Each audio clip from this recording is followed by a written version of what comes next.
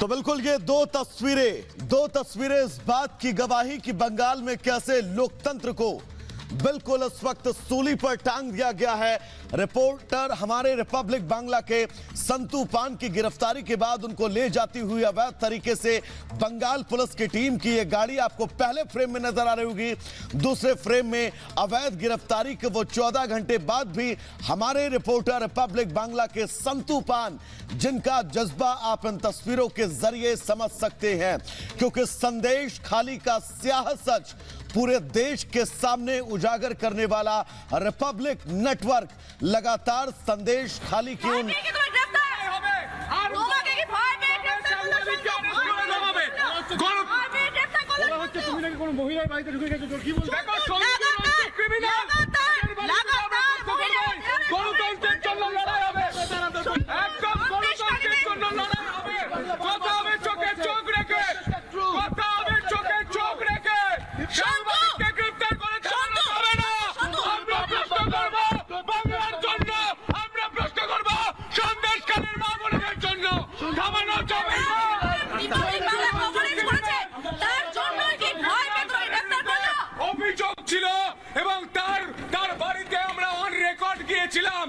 On record প্রশ্ন করেছিলাম আপনাদের এই বাড়ি কি তোলার টাকায় তোলা হয়েছে। এই প্রশ্ন করাতেই এটা পুলিশের সাজানো প্ল্যান। সন্তু ভয় পেয়ে গেছে, তোমাকে ভয় পেয়েছে পুলিশ, মিডিয়া পুলিশ এভাবে জোর করে আটকানো যাবে না। গণতন্ত্রকে আক্রমণ করা হচ্ছে। मिले लोग ब्लैक रिबन लेकर प्रोटेस्ट कर रहा है। एक कॉन्स्टिट्यूशन का फोर्थ पिलर है। जिस तरीके से एक यंग जर्नलिस्ट काम करते हुए उसको अरेस्ट किया, जिस तरीके से उसका साथ दुर्व्यवहार किया गया है, कल रात को उनको खाना नहीं दिया गया है, उसका क्या था? उसका कोई कसूर नहीं था। उसका खिलाफ इल्जाम है। और भतीजा को क्वेश्चन किया था। जब भतीजा को ईडी बुलाया था सीजीओ कॉम्प्लेक्स में, निकलने का बाद कोई सांबादिक बंगाल का मीडिया वाला क्वेश्चन करने का उसका लायक नहीं था, उसका साहस नहीं था। सब लोग डरपोक में था। वो नेशनल चैनल का जो रिपब्लिक का लड़का, जो पत्रकार संतू पान, उन्होंने क्वेश्चन किया, इसलिए उसको ऊपर अरेस्ट भी किया और उसका फिजिकल मेंटल टॉर्चर भी कर रहा है। ये हालत बहुत गंभीर है बंगाल का। कॉन्स्टिट्यूशन का सब pillar attacked. Law makers, we are suspended from assembly. Budget session से एलओपी को और हमारी 5 एमएलए को निकल दिया। नया बात नहीं है। 22 में 5 महीना निकल दिया, 23 में 1 महीना निकल दिया। इस बार भी बजट सेशन इंपोर्टेंट सेशन है, निकल दिया। किस लिए निकल दिया? उस बार हम लोग मुसलमान लड़की लोग को आग से जला रहा था, प्रोटेस्ट किया रामपुर हट का वक्त, इसलिए निकल दिया। इस बार भी लड़की के ऊपर, हमारी नारी के ऊपर, हमारी माता के ऊपर अत्याचार किया है, फिजिकल टॉर्चर, मोलेस्टेशन, रेप किया है। उसका आवाज उठाने का काम तो हम लोग का ही है, अपोजिशन का काम है। We are sole opposition. Bengal का हालत बहुत खराब है। लॉ मेकर उसका काम नहीं कर रहा है। ब्यूरोक्रेसी को पूरा हैंडीकैप बना दिया है। Junior home secretary, senior DGP, अब देख लीजिए कोई प्रदेश में नहीं होता। सीनियर डीजीपी और जूनियर आपका होम सेक्रेटरी नंदिनी चक्रवर्ती, वो तो डीजीपी को सर बोलेगी, सीनियर है। ये सब ब्यूरोक्रेसी भी खत्म हो गया है। जुडिशियरी भी, ये ममता बनर्जी ने 5 लाख रुपया फाइन दिया हाईकोर्ट के बार में। और लास्ट बाकी था मीडिया को अंदर कर दिया। मीडिया भी खत्म, कॉन्स्टिट्यूशन खत्म।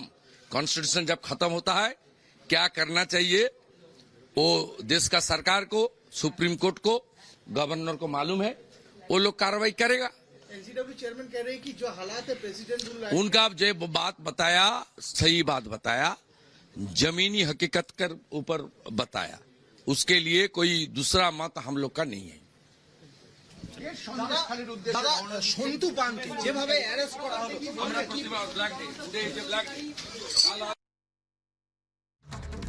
तो ये थे बीजेपी नेता शुभेंदु अधिकारी जो आज संदेश खाली जाने वाले हैं, क्योंकि फिलहाल कलकत्ता हाईकोर्ट की तरफ से अनुमति मिल गई है।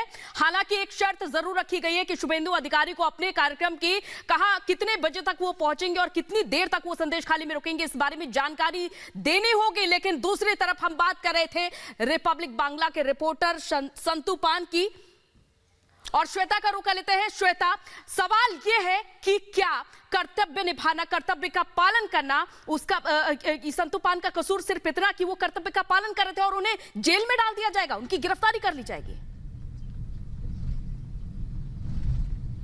देखिए, बहुत सारे यहाँ पर सवाल उठ रहे हैं। सवाल इस बात को लेकर के है कि अगर कुछ पूछना था पुलिस को तो दिन के वक्त में संतू पान को क्यों नहीं बुलाया गया, क्यों नहीं नोटिस दिया गया? क्या आप आकर के सीधे किसी को अरेस्ट कर लेंगे? इतना बड़ा गुनाह है क्या? ये तो उन लोगों के साथ होता है जो एक तरह से कहे हैबिचुअल क्रिमिनल्स होते हैं, उनको पुलिस सीधे अरेस्ट करती है। संतू पान ने क्या अपराध कर दिया था? यही जो तेजी कल पुलिस ने दिखाई, यही तेजी क्यों नहीं दिखाई गई शेख शाहजहां के मामले में? जबकि शेख शाहजहां के मामले में पुलिस को 10 बार जाकर के महिलाओं ने बोला कि हमारा यौन शोषण हो रहा है, हमारा उत्पीड़न हो रहा है, लेकिन पुलिस क्या कहती थी? नहीं, शाहजहां शेख से लिखवा के लाओ तब तुम्हारी कंप्लेन रजिस्टर करेंगे। यही वो पुलिस है बंगाल की जिसके ऊपर कई आरोप लगते रहे कि वो किसी की भी कंप्लेन नहीं दर्ज करती है। और कल हमने देखा कि कैसे महिलाओं को थाने ले जाया गया एनसीडब्ल्यू की टीम की ओर से और तब वहां पर कंप्लेन दर्ज हुई। आखिर ये साफ दिखा रहा है कि ये एक प्लानिंग का हिस्सा है, क्योंकि जिस तरह से संतू को अरेस्ट किया गया, जिस तरह से उनकी फेरी को बीच में रोका गया, जिस तरह से पुलिस ने उनको ई रिक्शा में एक तरह से कहीं जिस तरह से बर्ताव हो रहा था,